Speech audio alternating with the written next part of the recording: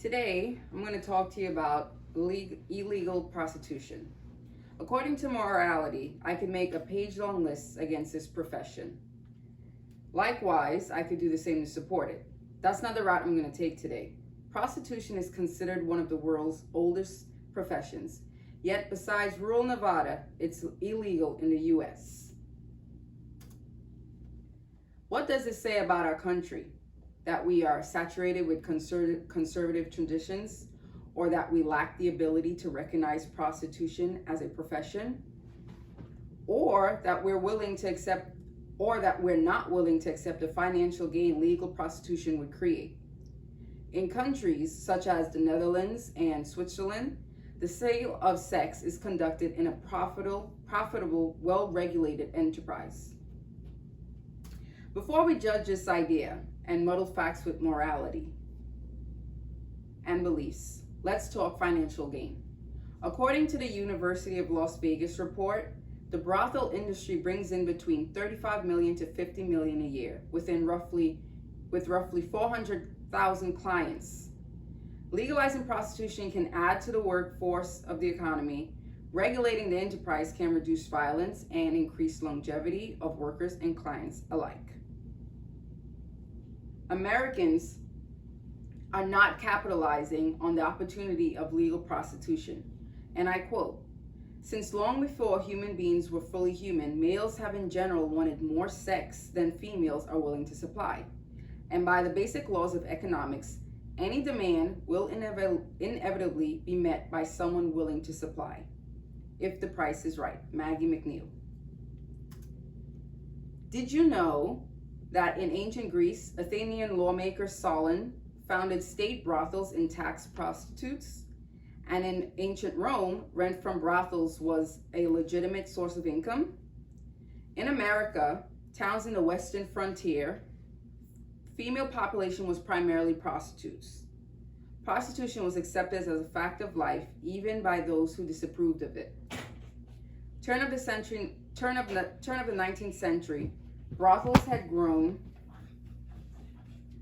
larger, employing workers in safe environments, produced great revenue for local governments such as New Orleans Mahogany Hall, the Arlington in New Orleans, Chicago's Everlake Club, and Mary Ann's Halls in Washington, D.C.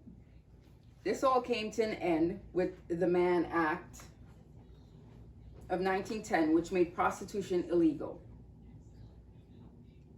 Let's take a look at the benefits that came out of legal prostitution in the turn of 19th century. First, it created a large workforce. Second, a comfortable, professional, safe working environment. And third, large revenue.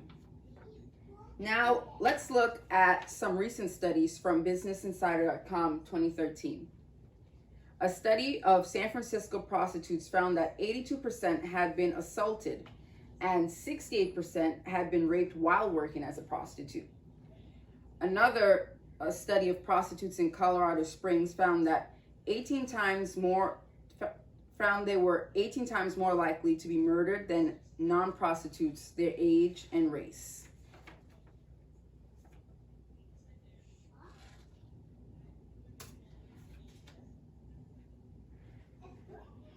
According to a report by the United Nations Developmental Program, and I quote, "Criminalization increases vulnerability to HIV by fueling stigma and discrimination, limiting access to HIV and sexual health services, condoms, and harm reduction services, and adversely affecting the self-esteem of sex workers and their ability to make informed choices about their health.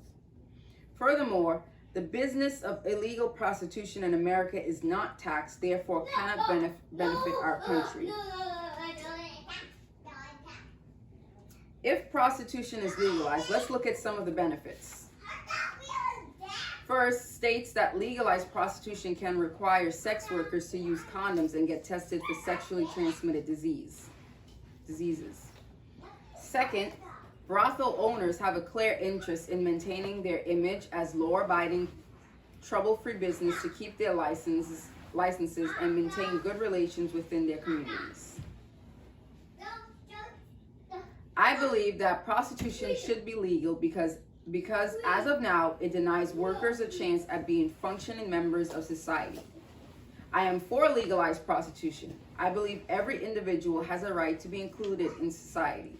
Some shouldn't be cast aside because of cultural preconceptions. Morality shouldn't define what a woman is or her choices. And it certainly shouldn't stop her from receiving benefits such as a 401k or Social Security. Recognizing prostitution as a legal enterprise helps the state's economy by adding to the workforce. Regulating it promotes disease control. It ensures rights to the workers and fair treatment. Most importantly, it reduces the black market for sex sales and creates a safe environment for workers and clients alike. Some steps for the community is as followed. First, get educated. Sex work is work.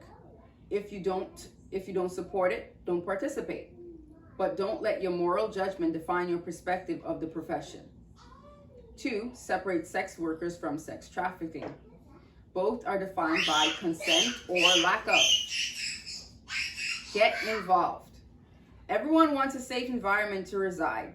What better way than to legalize prostitution and get workers off the streets? Out of sight, out of mind. Not only is it safe for workers, but preferable for neighborhoods. Society is made up of many different pieces and influences. Culture acts as a compass that navigates us through this melting pot. Yet there are many aspects of society that are illegal in spite of its controversial background. Gambling, alcohol, tobacco, and pornography, all which are considered morally wrong. Pornography, which is basically the selling of sex on a basis of fantasy, involves adult stars engaging in acts of intimacy for entertainment. And it is legal. Why can't prostitution? Adult stars receive income for their performance. Why can't a sex worker be compensated for her time legally? So it's okay for society to deem engaging in sexual acts on camera as morally sound, but being paid for consensual sex as a profession as immoral. We need to take a step back and analyze the problem of illegal prostitution. Is it cost effective to legalize prostitution?